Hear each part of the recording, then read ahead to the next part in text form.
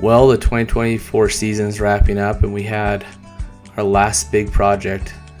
We installed floating habitat islands at Pittman. As you can see here, our volunteers are working hard. It's been months and months. We planted this garden to get all the correct plants for the floating islands. We then moved the floating islands in the boat down to the water. As you can see, they are a biomesh plastic. And we started putting those plants in the islands.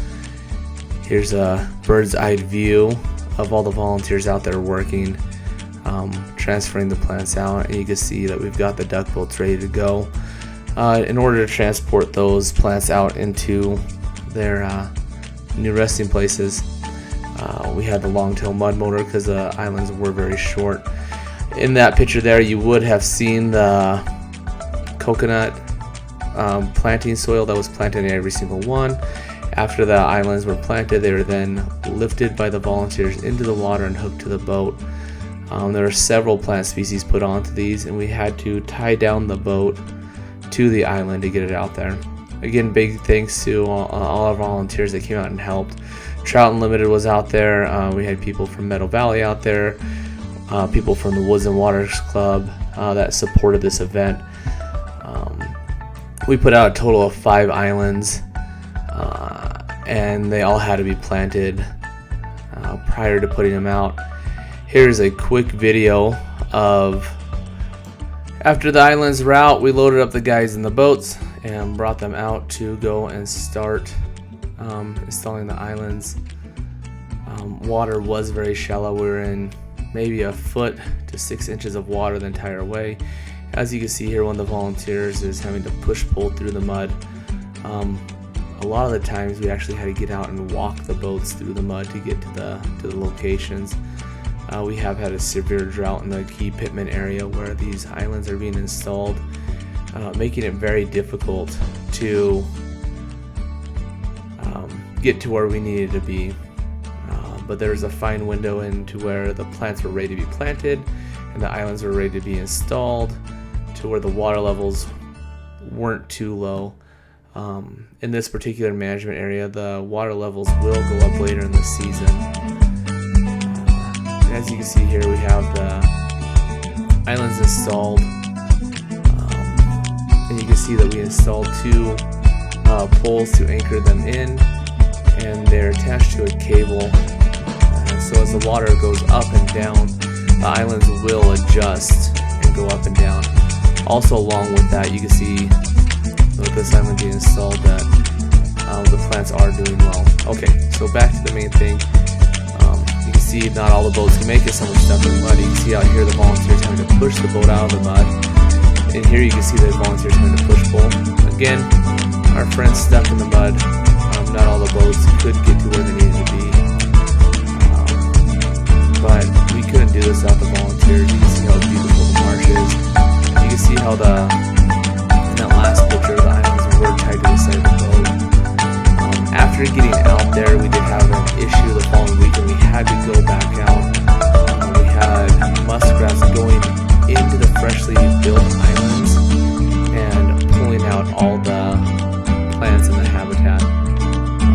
So the weekend after we installed the islands, a couple of us had to go back up, replant with plants we had, and secure the islands with netting. Cool thing about these islands, as you can see, they fit in the holes, so it works as like an aquaponic system.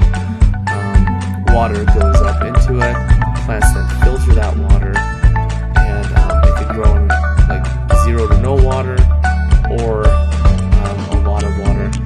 Really awesome thing is as the water level goes up, the island will also go up with it. It will filter the water, allowing for fish and other native species to go under this island and use it as habitat. It will also improve the water quality of the local surrounding area. So it does like a trifecta here. It improves the quality for the local fishery. It gives a place for the fish to, again, more pictures and stuff, but it gives a place for the waterfowl to get away from the predators. And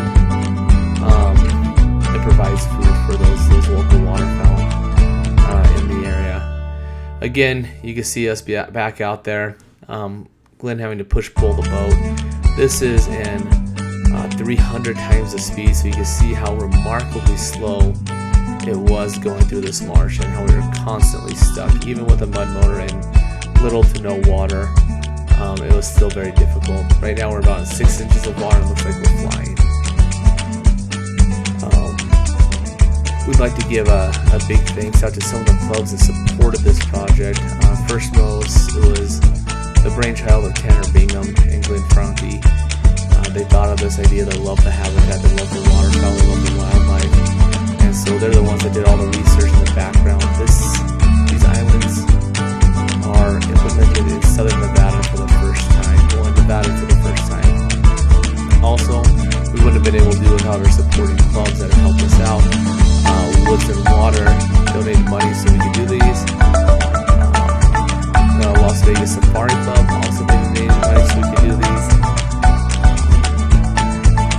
Marsh Addiction was instrumental in finding locations and giving us a lay of the land and implementing this project, along with Battleboard Dunkers, who also allowed us to use their boats and things of that nature in order for us to get to these low-lying areas.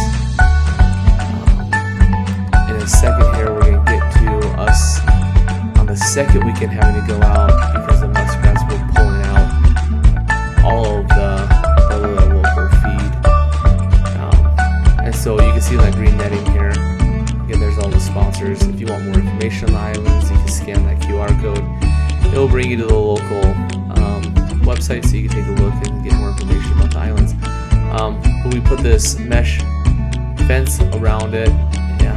It's what the people over at Islands West suggested, and it seemed to be pretty effective. We had pounded more T-posts. We then zip tied it to the T-posts and pulled the fencing all around the island.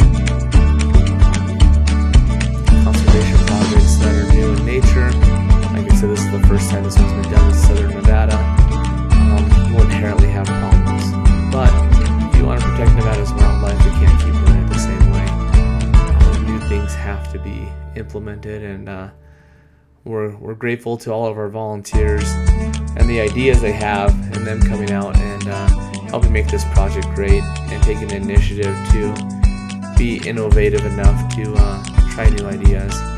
Again, we also thank everybody else that has supported us in the past, has provided funds so we can do these projects, and we hope that you'll continue to support us.